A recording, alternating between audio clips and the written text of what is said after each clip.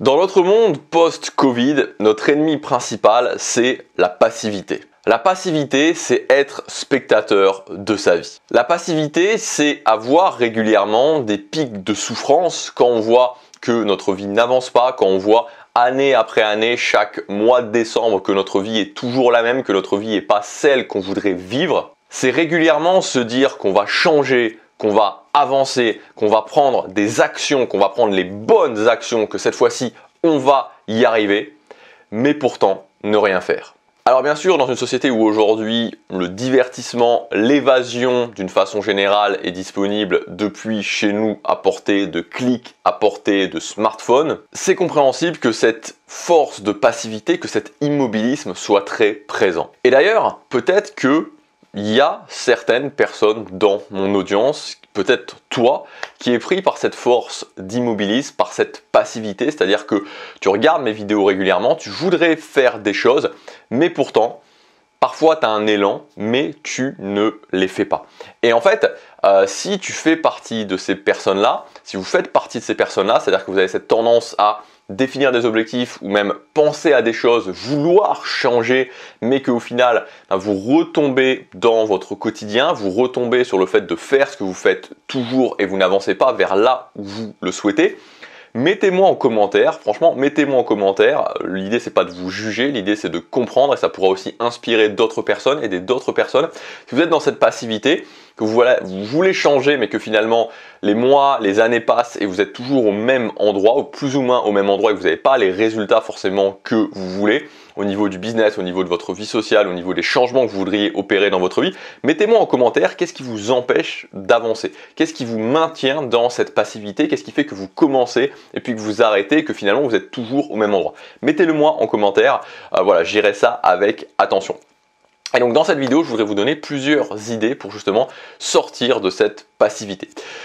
Premier point très important pour sortir de la passivité, c'est le fait de faire différemment. Peut-être que ça vous surprend quand je dis ça, parce que évidemment, vous le savez, je vous le dis régulièrement, le succès, créer la vie qu'on veut, c'est mettre en place des habitudes, mettre en place des routines et finalement avoir une structure et d'une certaine façon faire jour après jour les mêmes choses. Mais ça évidemment, ça ne fonctionne que si vous avancez sur le bon chemin. Le bon chemin étant, dans le cadre de cette chaîne, là où vous voulez aller vers votre objectif. Et donc, comme je vous le dis aussi régulièrement, les habitudes, les routines, la structure, c'est un véhicule. Ça pose une direction dans votre vie. Et donc, ça peut être une énorme aide, mais ça peut être aussi un énorme frein si vous faites toujours encore la même chose et que ça ne vous emmène pas là où vous le souhaitez. Et donc, dans le cadre de cette vidéo, qui est comment sortir de la passivité, comment faire que justement j'arrive à emmener ma vie là où je veux et que je ne sois pas toujours en train de refaire encore et toujours les mêmes choses et de m'apercevoir à la fin de l'année que j'ai pas avancé ou pas suffisamment.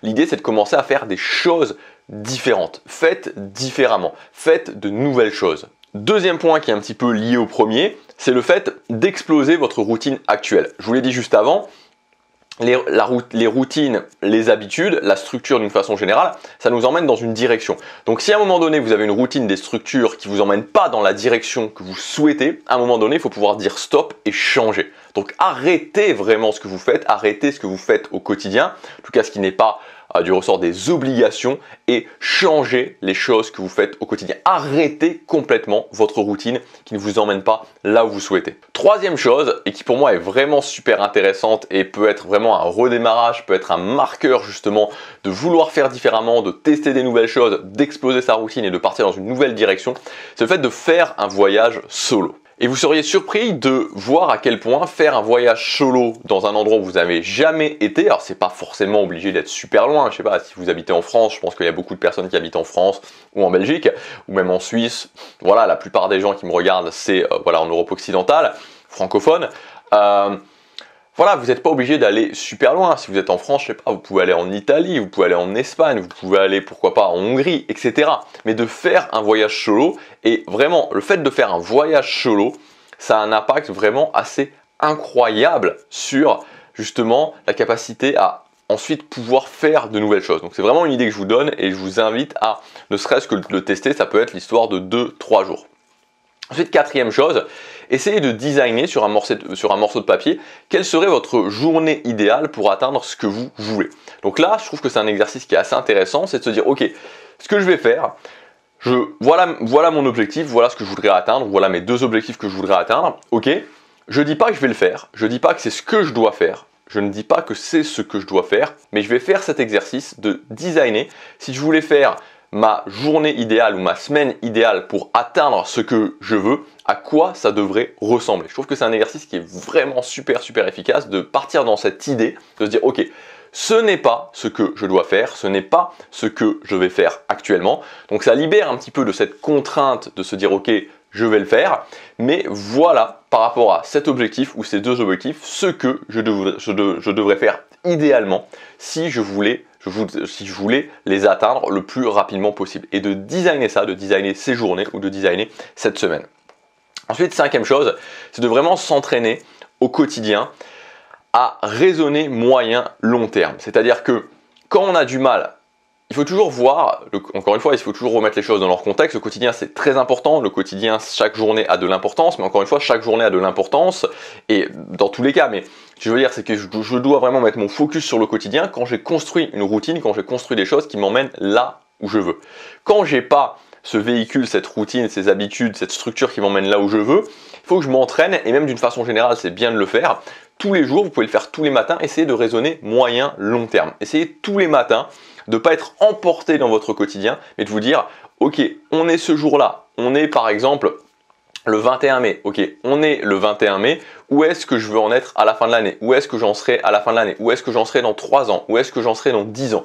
De vous forcer à vous orienter sur le moyen, sur le long terme. Voilà, vraiment pour s'extraire du court terme, s'extraire finalement de simplement avoir un quotidien trop automatique, avoir ce quotidien qui ne m'emmène pas là où je veux, parce que je fais encore toujours les mêmes choses qui ne sont pas les choses que je devrais faire pour y arriver. Donc voilà, il faut faire attention à ça, c'est-à-dire qu'encore une fois, le quotidien, c'est une arme vraiment à double tranchant, parce que ça peut être une arme extrêmement puissante quand je prends le contrôle de mon quotidien, quand je décide ce que je fais, et donc ça m'emmène là où je souhaite, mais ça peut être aussi l'autre facette de cette arme, l'autre facette de la pièce où j'ai un quotidien semi-automatisé, où je fais les mêmes choses, mais des choses qui ne m'emmènent pas là où je veux, et les jours passent, les semaines passent, les mois passent, les années passent, et voilà, je me réveille peut-être chaque fin d'année en me disant c'est pas vraiment ce que je vais faire, et ça, ce que je voudrais faire, où je voudrais être, et ça me rend malheureux. Donc sortez de ça, sortez de cette passivité, sortez du fait d'être emprisonné de votre quotidien, prenez le contrôle de votre quotidien et faites en sorte au quotidien. Ça peut être, voilà, le matin pour commencer, 1 heure le matin, non pas de combler avec des choses.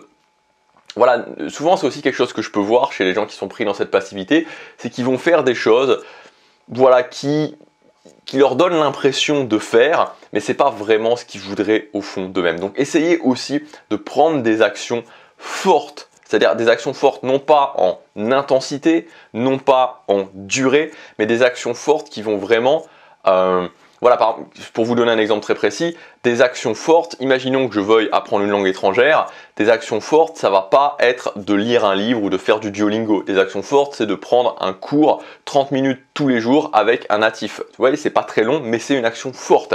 Si je veux être plus sociable, une action forte, ça va pas être de consommer plein de contenu sur le charisme, etc. Une action forte, ça va être d'aller parler à une nouvelle personne que je connais pas tous les jours.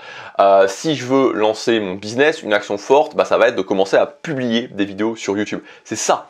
Et quand vous commencez à prendre, parce qu'en fait, quand je prends pas des bonnes actions, quand je prends pas des actions fortes, je me dis finalement au bout d'un moment à quoi ça sert? Pourquoi je fais ce que je fais? C'est une sorte de procrastination intelligente, on va dire. Quand je commence à prendre vraiment des actions fortes, ça me met sur le bon chemin. Donc voilà, sortez de cette passivité, méfiez-vous vraiment de ça. Parce que ça nous endort et ça au final nous fait souffrir parce que on se rend compte au bout d'un moment, peut-être chaque année, peut-être chaque date d'anniversaire et puis au bout de 2 ans, 5 ans, 10 ans, qu'on n'a pas la vie qu'on veut. Et vous pouvez créer la vie que vous voulez à partir du moment où vous définissez des objectifs inspirants et que au quotidien vous prenez les actions qui vont vous mener à ces objectifs que vous voulez. Voilà pour cette vidéo, j'espère qu'elle vous aura aidé. Si vous êtes bloqué, encore une fois, n'hésitez pas. Vraiment, justement, sortez de cette passivité, sortez du fait de juste regarder mes vidéos sans rien mettre et poster un commentaire. Dites-moi quelles sont vos difficultés, dites-moi pourquoi vous êtes bloqué dans cette passivité. Vous savez, et ouais, je conclurai là-dessus, le fait de sortir de la passivité, c'est aussi une philosophie générale, c'est-à-dire que c'est aussi simple que je regarde pas des vidéos passivement, je mets des commentaires, je participe, je vais parler à des gens, je fais des choses, je suis pas juste spectateur, je suis acteur dans toutes les choses que je fais. Voilà pour cette vidéo, je vous dis à demain pour la prochaine, passez à l'action, chaque jour compte.